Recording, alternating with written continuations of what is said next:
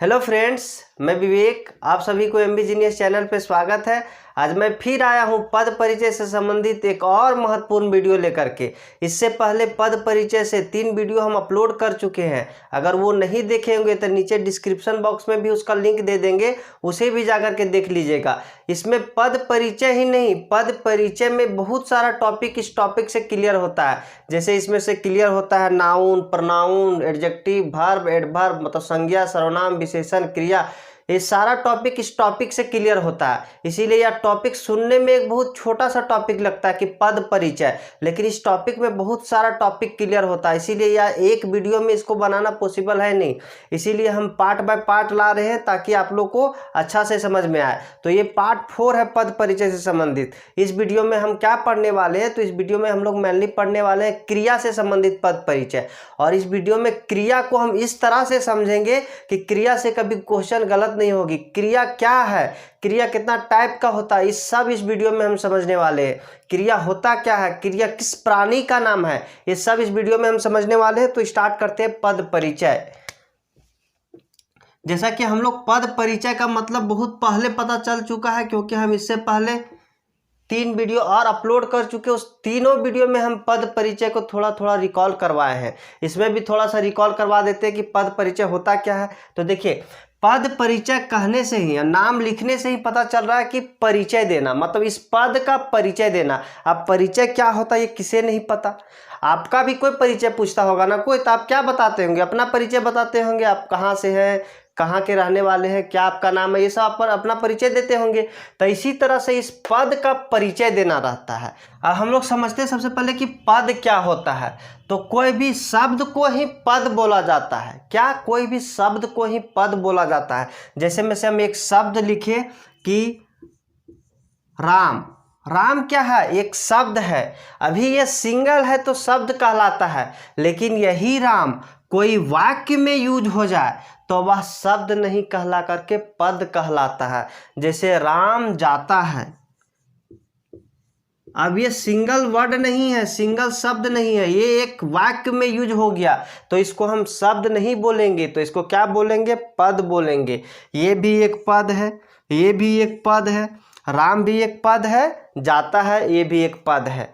अब इसमें देखिए, अब ये इसका भी पद परिचय पूछ सकता है या इसका भी पद परिचय पूछ सकता है। पद का ही ना परिचय पूछा जाता है। तो देखिए, ये भी एक पद है, ये भी एक पद है, दोनों में से किसी का भी पद परिचय पूछा जाता है। तो देखिए, पद परिचय जब पूछा जाएगा तो सबसे पहले क्या देना रहता है इसमें, कि क्या है, संज्ञा है कि सर्वनाम है कि विशेषण है कि क्रिया है, वो पहचानिएगा। उसके बाद इसका लिंग क्या है, कारक क्या है, वचन क्या है, काल क्या है, और कारक विभक्ति, कौन सा विभक्ति लगा हुआ है, सब इसमें परिचय देना रहता है। क्योंकि ये हिंदी है ना, तो हिंदी में ये क्या है वो सब परिचय देंगे। अगर हम लोग का कोई परिचय पूछा जाता है तो हम लोग अपना तरह से परिचय देते हैं, हम लोग कहाँ से हैं, पापा का नाम क्या है, कहाँ के रहने वाले, ये सब परिचय देते हैं। लेकिन यहाँ पे हिंदी व्याकरण में ये पद जो है, ये शब्द जो है वो क्या है, उस तरह का जानकारी देना रहता है, उसी को बोलते हैं पद परिचय। जैसे जाता है, यहाँ पे देखिए राम, जैसे क्या है, राम हो गया संज्ञा, और संज्ञा लिख दिए, लेकिन कौन सा संज्ञा, व्यक्तिवाचक संज्ञा। इसमें लिंग लिखे तो पुल्लिंग, इसमें वचन लिखे तो एक वचन, काल लिखे तो प्रेजेंट मतलब क्या, वर्तमान काल, कारक लिखे तो कौन सा, कर्ता, और इसमें जाता है, जाता है क्या हो गया, एक क्रिया हो गया। तो इसी तरह से मतलब इसका भी लिंग वचन सब देना क्या कहलाता है, पद परिचय कहलाता है। तो इससे पहले हम संज्ञा, सर्वनाम और विशेषण से संबंधित पद परिचय हम पूरा अच्छा से धीरे धीरे एग्जाम्पल सहित इजी वे से पढ़ा चुके हैं। अगर नहीं देखेंगे तो नीचे डिस्क्रिप्शन बॉक्स में भी उसका लिंक दिया हुआ है, तो उसे भी जाकर के देख लीजिएगा। तो आज हम स्टार्ट करते हैं क्रिया से संबंधित पद परिचय। अब हम क्रिया को बहुत ही अच्छा से इजी वे से बताने जा रहे हैं। तो देखिए, क्रिया क्या होता है, सबसे पहले वो समझिए।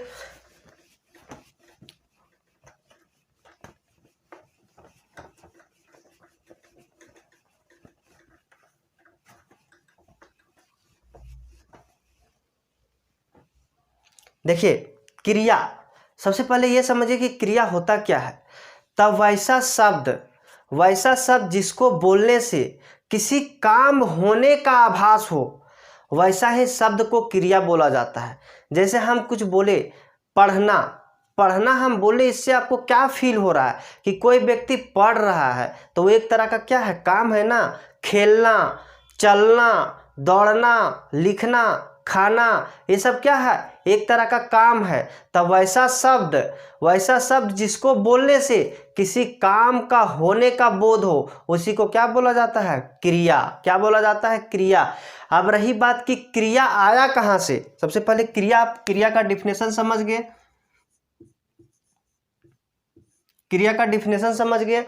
अब देखिए क्रिया आया कहाँ से वो सबसे पहले समझिए। तो देखिए सबसे मूल भाषा, सबसे पुराना भाषा कौन सा है, संस्कृत। तो संस्कृत में जो मूल वर्ड है, मूल शब्द है, संस्कृत का जो मूल शब्द है उसी में एक प्रत्यय जब जोड़ देंगे, कोई भी प्रत्यय जोड़ देंगे और प्रत्यय जोड़ने से जो नया शब्द बनता है वही नया शब्द को हिंदी में क्रिया बोला जाता है। जैसे संस्कृत का मूल शब्द क्या होता है, एक संस्कृत है क्या, संस्कृत सबसे प्राचीनतम भाषा है। इस विश्व का सबसे पुराना भाषा संस्कृत है। और ये संस्कृत के जो शब्द है ना उसी को बोला जाता है मूल शब्द या धातु रूप। क्या, मूल शब्द या धातु रूप। और यही धातु रूप में, इसी शब्द के धातु रूप में या मूल शब्द में ना प्रत्यय जोड़ देते हैं तो जो नया शब्द बनता है वही नया शब्द को हिंदी में क्रिया बोला जाता है। जैसे इसका मूल शब्द है पढ़ है, इसमें से एक प्रत्यय जोड़ना है, कौन सा प्रत्यय, ना प्रत्यय। तो ना प्रत्यय जो जब जोड़ेंगे तो क्या बन गया, पढ़ना, एक नया शब्द बना पढ़ना। तो देखिए ये पढ़ जो है ना इसी को बोला जाता है मूल शब्द या धातु शब्द, मूल शब्द या धातु शब्द। तो धातु शब्द में ना प्रत्यय जब जोड़ा जाता है तो जो नया शब्द बनता है वही नया शब्द को हिंदी में क्रिया बोला जाता है। क्या, क्रिया बोला जाता है। तो अब हम समझते हैं कि क्रिया में क्या क्या चीज़ बताना रहता है। मतलब जब हम क्रिया का पद परिचय देंगे तो हमको इस पद परिचय में, क्रिया का पद परिचय में हमें क्या क्या बताना होता है। तो ये सबसे पहले हम समझते हैं, उसके बाद इसका पद परिचय एग्जाम्पल सहित बताएंगे। तो देखिए क्रिया का जब पद परिचय देते हैं तो सबसे पहले बताना पड़ता है कि क्रिया है कि नहीं। सबसे पहले पहचानना पड़ता है कि क्रिया है या नहीं। अगर क्रिया पहचान लिए तो उसमें देखना पड़ता है कि कर्म के आधार पे ये सकर्मक क्रिया है या अकर्मक क्रिया है। देखिए सकर्मक क्रिया और अकर्मक क्रिया को आज हम इस तरह से बताएंगे, कारक के तरह, कारक से बताएंगे, कारक से रिलेट करके क्रिया सकर्मक और अकर्मक को बताएंगे। आज तक जितना बार पढ़े होंगे हो सकता है कि आपका क्लियर नहीं हुआ होगा या हो भी गया होगा, लेकिन इस वीडियो को देखने के बाद सकर्मक कौन सा है, अकर्मक कौन सा है, इसमें कभी कंफ्यूज नहीं कीजिएगा। तो देखिए सबसे पहले हम समझते हैं कि क्रिया कौन सा है। तो इसमें क्या पहचानना रहता है कि इसमें देखिए क्रिया को बहुत पार्ट में बांटा गया है, लेकिन जो कर्म के आधार पे होता है वो क्रिया दो प्रकार का होता है, वही दोनों इसमें सिर्फ पहचानना रहता है। तो देखिए कर्म के आधार पे क्रिया दो प्रकार का होता है, एक सकर्मक होता है, एक अकर्मक होता है। एक सकर्मक क्रिया होता है, एक अकर्मक क्रिया होता है। सबसे पहले ये पहचानना होगा। उसके बाद इसका लिंग क्या है, वचन क्या है, काल क्या है, कारक क्या है,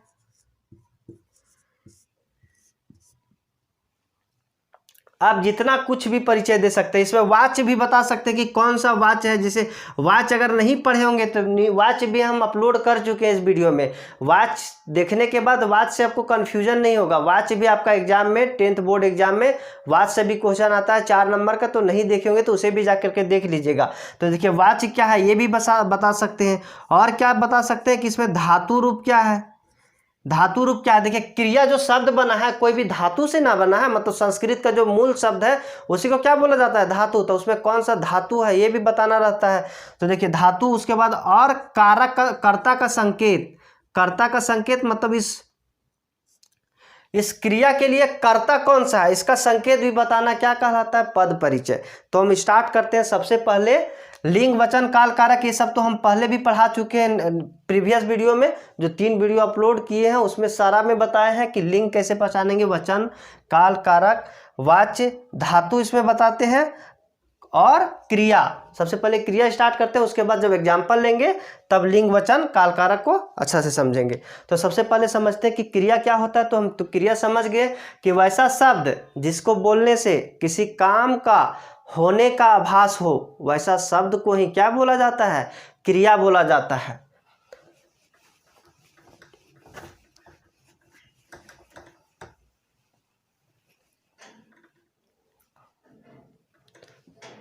तो देखिए, कर्म के आधार पे क्रिया को दो भागों में बांटा गया है। कर्म के आधार पे क्रिया को कितना भागों में बांटा गया है, तो दो भागों में बांटा गया है। एक होता है अकर्मक क्रिया और एक होता है सकर्मक क्रिया।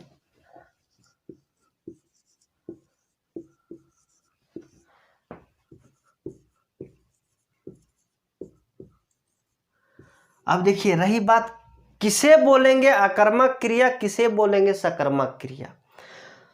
तो हम इसका डिफिनेशन क्या होता है, अगर कर्म साथ में हो तो उसे बोलेंगे सकर्मक। अगर कर्म के बिना हो, मतलब वैसा वाक्य, वैसा सेंटेंस जिसमें कर्म मौजूद नहीं हो, तो उसे बोलेंगे अकर्मक। और कर्म साथ में हो तो उसे बोलेंगे सकर्मक। सकर्मक सा मतलब साथ में, और कर्म देखिए इसमें तोड़िए, सा और कर्म, मतलब सा मतलब साथ में, कर्म अगर साथ में हो तो उसे बोलेंगे सकर्मक।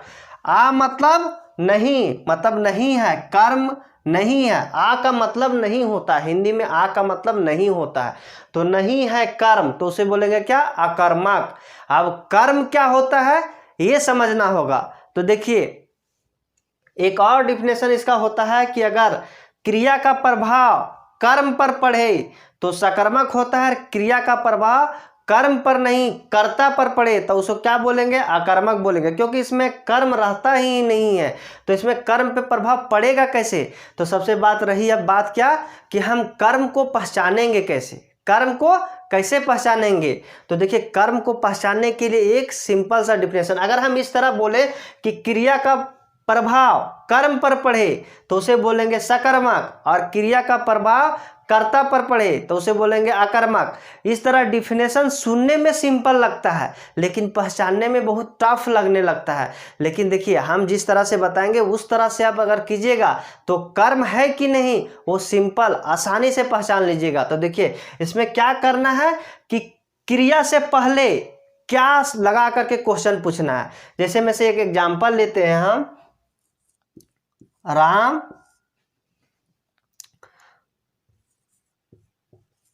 जाता है, और एक एग्जाम्पल लेते हैं, राम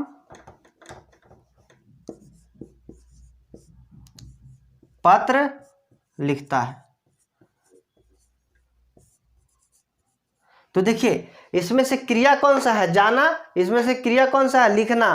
तो क्रिया से पहले क्या लगा करके हम प्रश्न करेंगे, प्रश्न क्या करेंगे, क्रिया से पहले हम क्या लगा करके क्वेश्चन पूछेंगे कि क्या जाता है। अगर आंसर मिल गया तो वही बोला जाता है कर्म है, अगर आंसर नहीं मिला तो समझ लेंगे कि उसमें कर्म नहीं है। जैसे में से हम इसमें अगर क्या लगा के क्वेश्चन करते हैं कि क्या लिखता है, तो क्या लिखता है, पत्र लिखता है। आंसर मिल गया मतलब क्या मिला, पत्र मिला, तो यही पत्र क्या कहलाता है, यही पत्र को हम कर्म बोलते हैं। इसमें हम पूछते हैं क्या जाता है, तो यहाँ पे क्या जाता है आंसर मिल रहा है, नहीं आ रहा है। कौन जाता है जब पूछेंगे तब राम आएगा, लेकिन कौन से नहीं, क्या से हमको सवाल करना है, का से हमको क्वेश्चन एराइज करना है। क्या से जब क्वेश्चन एराइज करेंगे, अगर उसका आंसर मिल जाता है तो वो हो जाएगा कर्म, अगर आंसर नहीं मिलता है तो वो हो जाएगा, उसमें कर्म नहीं होगा। अगर कर्म नहीं होगा तो हो जाएगा अकर्मक, अगर कर्म मिल जाएगा तो हो जाएगा सकर्मक। तो देखिए, इसका कुछ और एग्जाम्पल हम लेते हैं ताकि आप लोग को ठीक से समझ में आए। तो देखिए,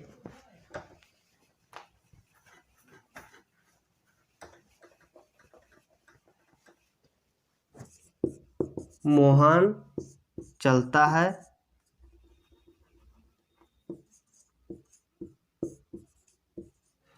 सीता हंसती है,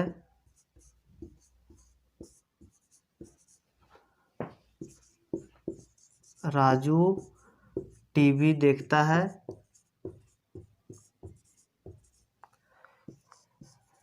सीता फल खाती है।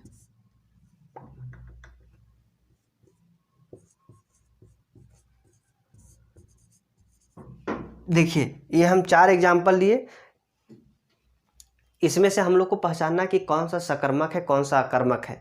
तो हम सिंपल सा बताए थे कि अगर क्या से प्रश्न पूछेंगे, अगर आंसर मिल रहा है तो उसमें क्या होगा, कर्म होगा, तो वो क्या हो जाएगा, सकर्मक। अगर आंसर नहीं मिल रहा है तो उसमें कर्म नहीं है तो क्या हो जाएगा, अकर्मक। जैसे इसमें से हम पूछते हैं क्या चलता है, क्या चलता है तो आंसर मिल नहीं रहा है, लेकिन अगर पूछते हैं कि कौन चलता है तो आ जा रहा है मोहन। लेकिन कौन से हमको नहीं क्वेश्चन करना, हमको क्या से क्वेश्चन करना है। क्या से अगर क्वेश्चन करने के बाद आंसर मिल जाए तो क्या हो जाएगा, सकर्मक, और नहीं मिले तो अकर्मक। लेकिन हाँ, हो सकता है कि आप लोग कोई गलती से हम यहाँ पे पूछेगा कि क्या चलता है और अगर मोहन आप बोल दिए तो इससे भी टेंशन मत लीजिए, इसका भी हम तरकीब देंगे कि आप क्यों नहीं होगा ये कर्म, इसका भी एक हम सॉल्यूशन देंगे ताकि आप लोग को क्लियर हो सके कि हाँ ये सकर्मक का ये रूल है, अकर्मक का ये रूल है। तो जस्ट इसके बाद हम बताने वाले हैं कि इसे हम क्यों नहीं कर्म बोल सकते हैं। तो देखिए इसमें अगर हम क्वेश्चन करते हैं क्या देखता है तो टीवी देखता है, क्या खाती है तो फल खाती है, इसमें दोनों में आंसर मिल रहा है तो इसमें क्या है, दोनों में कर्म है तो क्या हो जाएगा, ये सकर्मक। और इसमें जब नहीं मिला तो क्या हो जाएगा, अकर्मक। सबसे पहले देखिए इसको समझने से पहले एक चीज जानिए कि कोई भी वाक्य बनता किससे है, तो दो ही चीज मैन होता है, एक होता है कर्ता और एक होता है क्रिया। एक होता है कर्ता, एक होता है क्रिया। ये दोनों के बिना कभी कोई वाक्य बन ही नहीं सकता है। अगर जब तक कर्ता नहीं लिखेगा तब तक कोई वाक्य बनेगा ही नहीं, और जब तक क्रिया नहीं लिखेगा तब तक कोई वाक्य बनेगा ही नहीं। हाँ, हो सकता है कि कर्म आप ले सकते हैं और नहीं भी ले सकते हैं। जैसे में से यहाँ पे हम लिए मोहन चलता है, तो इसमें से कर्म हम नहीं लिए हैं तो वाक्य लिखा गया ना। लेकिन अगर हम कर्ता नहीं लेते हैं, सिर्फ लिखते हैं चलता है, चलता है, तो ये क्या है, ये वाक्य नहीं है। लेकिन कर्ता जब लेंगे तभी वाक्य पॉसिबल है।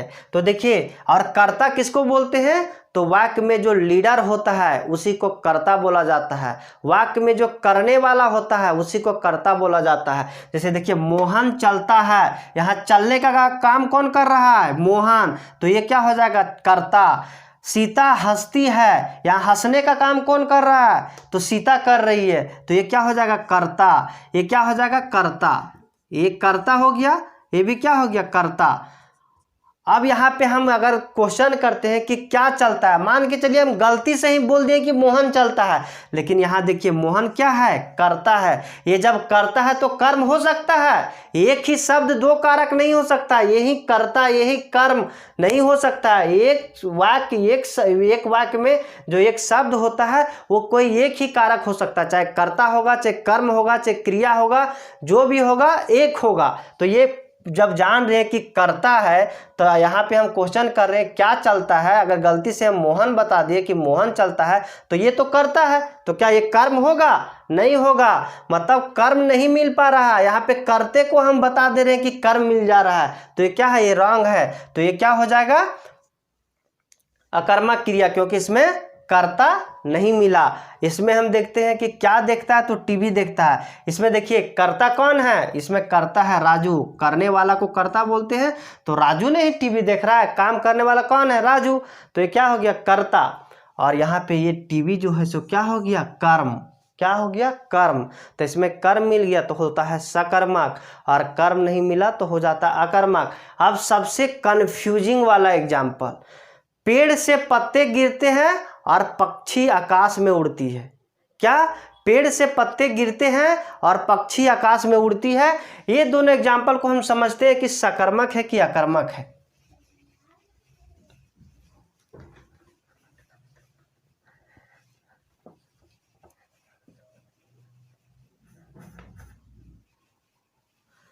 लेकिन देखिए एक चीज हम और बता देना चाहते हैं कि कुछ ऐसा शब्द है जो हमेशा आकर्मक होता है और कुछ ऐसा शब्द है जो हमेशा सकर्मक होता है।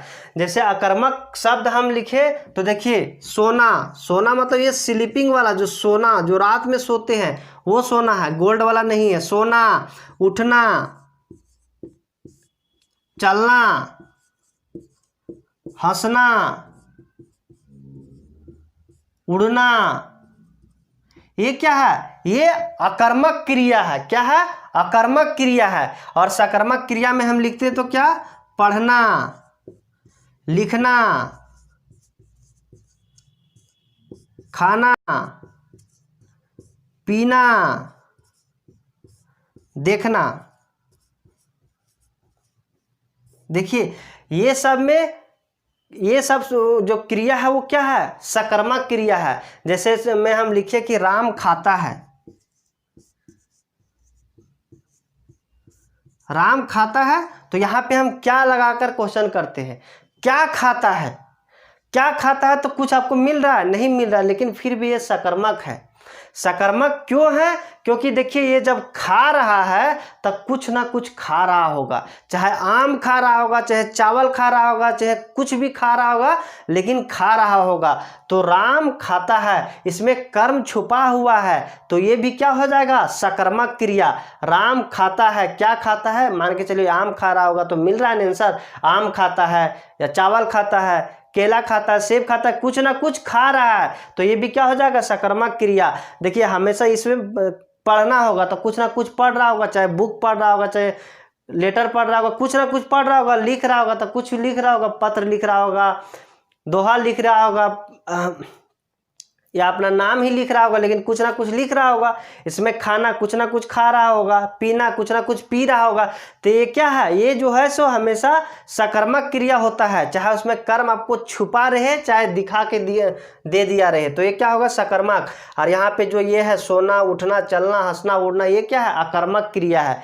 तो ये सकर्मक क्रिया, अकर्मक क्रिया हम समझ गए। अब हम दो एग्जाम्पल लेते हैं जो हमेशा कंफ्यूजन होता है कि सकर्मक क्रिया है कि अकर्मक क्रिया है। एक एग्जाम्पल लेते हैं कि पक्षी आकाश में उड़ती है। अच्छा, इसका अगर स्क्रीनशॉट लेना चाहते हैं तो ले लीजिए।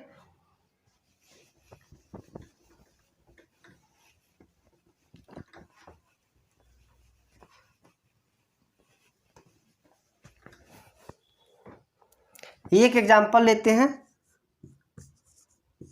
पक्षी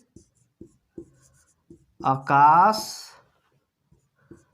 में उड़ती है।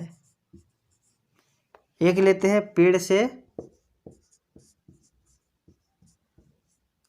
पत्ता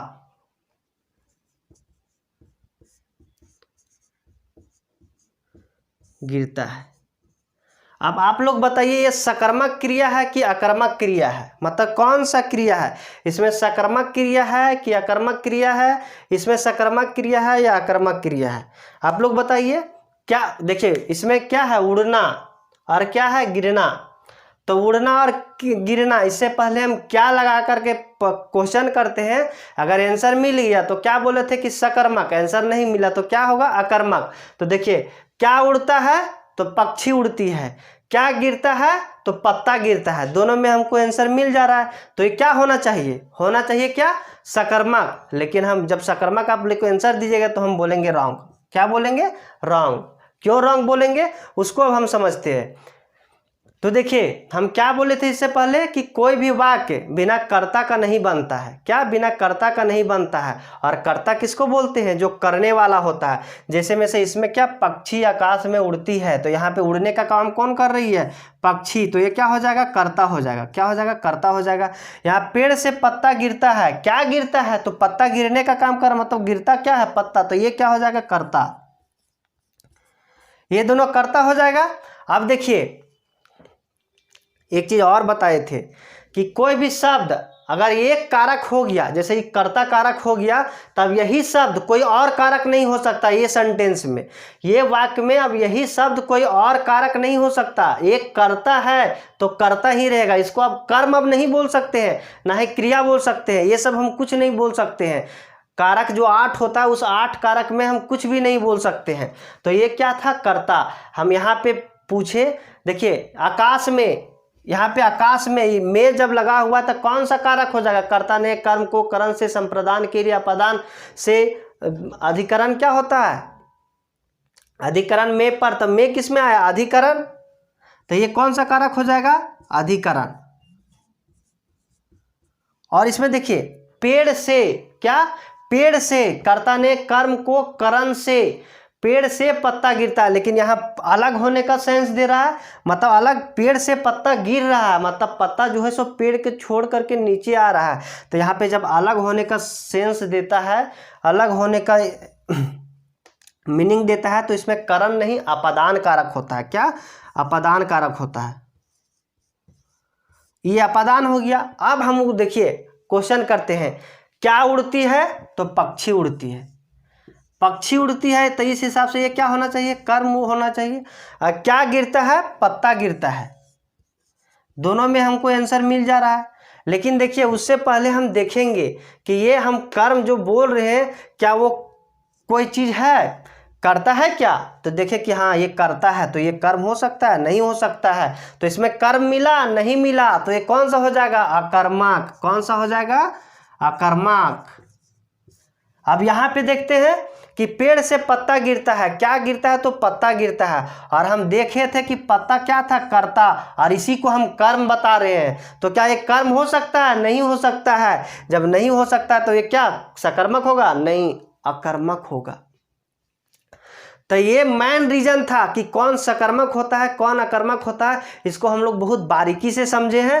अब कोई भी क्वेश्चन में सकर्मक अकर्मक गलती नहीं होगा कभी। अब कोई भी क्वेश्चन दे दे, आप सकर्मक अकर्मक को बहुत ही इजी से बता सकते हैं। यही दो एग्जाम्पल ऐसा था जिसमें सबको कन्फ्यूजन होता था, आंसर मिल जाता था फिर भी बोला जाता था कि अकर्मक है, आंसर नहीं मिलता था तब तो बात ही नहीं है, आंसर मिलने के बाद भी अकर्मक होता था। क्यों होता था, इसका रीजन भी आज हम लोग समझ गए। अब इसका हम एग्जाम्पल लेते हैं किस तरह का, जिससे हम पद परिचय पूरा बता सके। तो हम अब एग्जाम्पल लेते हैं ताकि हम पद परिचय उसका पूरा लिख सके। इतना हो गया, क्रिया क्या है, सकर्मक किसे बोलते हैं, अकर्मक किसे बोलते हैं, ये सब रीजन हो गया। अब हम लोग देखते हैं कि इसका पद परिचय कैसे देंगे।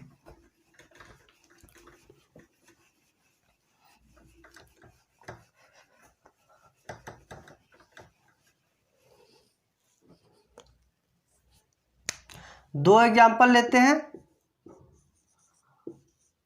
रोहित चल रहा है। पहले ये देखिए यहाँ पे क्या लिखा हुआ है कि रेखांकित पदों का पद परिचय दे। यहाँ पे चल के नीचे रेखा दे दिया गया है, तो इसका पद परिचय बताना है।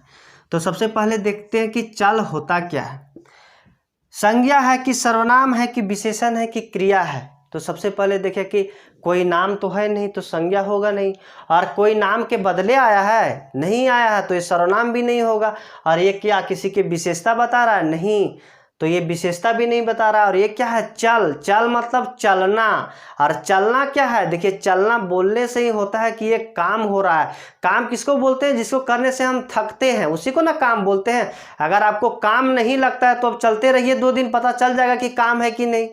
तो क्या है? काम है, क्योंकि इसको हम बोलने से एहसास हो रहा है कि नहीं ये एक तरह का काम है, और जो काम होता है उसी को क्रिया बोला जाता है। तो ये क्या है? क्रिया है। लेकिन जब क्रिया है तो इसमें देखना पड़ता है सकर्मक क्रिया है कि अकर्मक क्रिया है। क्या सकर्मक क्रिया है कि अकर्मक क्रिया, मतलब क्रिया का कौन सा भेद है। तो इसमें देखिए रोहित चल रहा है, यहाँ पे क्या चल रहा है? अगर हम आंसर बोल देते हैं कि रोहित, यहाँ कौन से, तो आंसर रोहित मिल जाएगा, लेकिन कौन से हमको करना नहीं है क्वेश्चन, हमको क्या से करना है, क्या चल रहा है। तो क्या चल रहा है? कुछ नहीं मिल रहा है। अगर मान के चलिए गलती से आप रोहित बोल दिए कि रोहित चल रहा है, तो ये तो क्या है? ये तो वाक्य का कर्ता ना है। काम करने वाला को ही कर्ता बोलते हैं, मतलब जो काम करने वाला होता है उस सेंटेंस में उसको कर्ता बोला जाता है। जैसे रोहित चल रहा है, यहाँ चलने का काम कौन कर रहा है? रोहित। तो ये क्या है? कर्ता। ये कर्म हो सकता है? नहीं हो सकता, मतलब इसमें कर्म का गुंजाइश नहीं, मतलब इस समय क्रिया का प्रभाव कर्ता पर पड़ रहा है। तो ये क्या हो जाएगा? सकर्मक नहीं अकर्मक क्रिया। तो ये कौन सा क्रिया हो जाएगा? अकर्मक क्रिया। अब इसमें देखना कि लिंग कौन सा है। तो चल रहा है, यहाँ रही है तो होता तो क्या हो जाता? स्त्रीलिंग, लेकिन रहा है तो क्या हो जाएगा? पुल्लिंग। वचन देखना है कि एक वचन की बहुवचन, तो रोहित चल रहा है, रोहित एक लड़का है तो एक वचन। अब इसमें काल देखना है कि वर्तमान काल है, भूतकाल है कि भविष्य काल है। तो रहा है जब है तो कौन सा है, वर्तमान काल। अगर था होता तो कौन सा, भूतकाल। अगर गा होता तो कौन सा काल, भविष्य काल। तो इसमें क्या है, वर्तमान काल, वर्तमान काल। अब इसमें देखेंगे कि धातु कौन सा है। धातु मतलब ये चलना जो बनता है वह कौन सा मूल शब्द से बना हुआ है। तो देखिए चलना ये क्या हो गया, क्रिया, लेकिन ये कौन सा मूल शब्द से बना हुआ है संस्कृत में, मतलब वैसा शब्द जिसमें हम ना प्रत्यय जोड़ते हैं तो वो क्रिया बनता है। जैसे चलना क्या हो गया, क्रिया हो गया। क्या, चलना क्या हो गया, क्रिया हो गया। चलना क्या हो गया, क्रिया। तो ये क्या चीज से बना हुआ है, चल से बना हुआ है। चल में ही हम क्या जोड़ दिए, ना प्रत्यय जब जोड़ दिए तो चलना बनता है। तो इसमें धातु रूप क्या हो गया, चल। चल धातु लिख सकते हैं। और अगर चाहे तो आप इसमें वाच्य लिखना चाहते हैं तो लिख दीजिए। तो वाच्य अगर नहीं जानते होंगे तो वाच्य का भी हम पढ़ा चुके हैं। देखिए वाक्य में जो कर्ता अगर मैन होता है तो उसको बोलते हैं कृत्यवाच्य। क्या, कृत्यवाच्य। अब इसमें और अगर लिखना चाहते हैं तो चलना जो क्रिया है उसका कर्ता क्या है, तो कर्ता का भी संकेत दे सकते हैं। तो कर्ता कौन सा है, इसमें कर्ता रोहित है।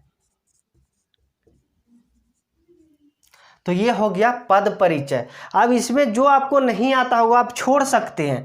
हम इसमें सारा कुछ बता दिए। अगर आप चाहे तो सब कुछ लिख सकते हैं, नहीं आता हो तो एक दो छोड़ सकते हैं। एक एग्जाम्पल और लेते हैं जो सकर्मक का हो। ये तो अकर्मक का एक एग्जाम्पल हुआ, अब सकर्मक का एक एग्जाम्पल लेते हैं।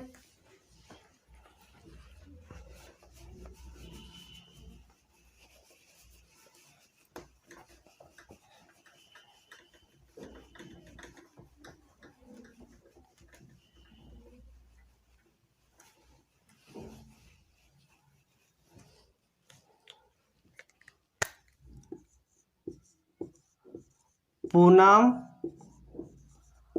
निबंध लिखती है। यहाँ पे देखिए लिखना में हो गया क्या, अंडरलाइन। तो अब इसमें देना है कि रेखांकित पदों का पद परिचय दे। तो यहाँ पे लिखना का क्या देना होगा, पद परिचय। तो देखिए सबसे पहले लिखना, लिखना बोलने से ही एक काम का एहसास होता है, मतलब काम कर रहे हैं। लिखने के बाद थकिएगा नहीं, मतलब जिसको करने से अगर हम थकते हैं तो क्या होता है, को काम होता है। अगर नहीं थकते होंगे तो लिखते रहिए 4-5 दिन, तो पता चल जाएगा कि काम है कि नहीं। तो पता चल गया ये काम है, मतलब क्रिया है।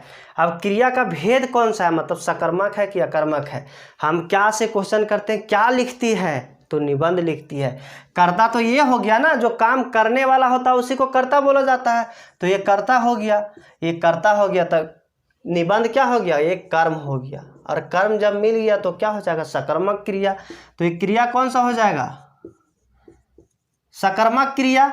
इसमें लिंग कौन सा हो जाएगा, तो लिखती है। लिखती क्या है, एक लड़की है, मतलब क्या, स्त्रीलिंग।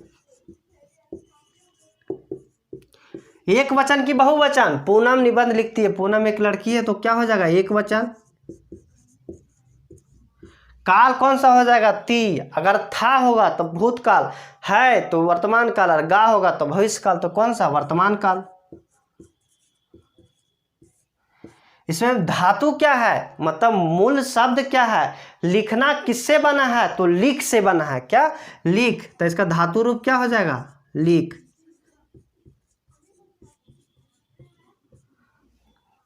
अगर और इसमें हम देखना चाहते हैं तो क्या और बता सकते हैं कि इसमें क्रिया नहीं, कर्ता कौन सा है, मतलब कर्ता का संकेत देना है। तो इसमें कर्ता कौन सा है, तो पूनम। कर्ता इसका क्या है, तो पूनम। अगर देना चाहते बता दीजिए कि वाच्य कौन सा है, तो कौन सा वाच्य है, कर्तृवाच्य।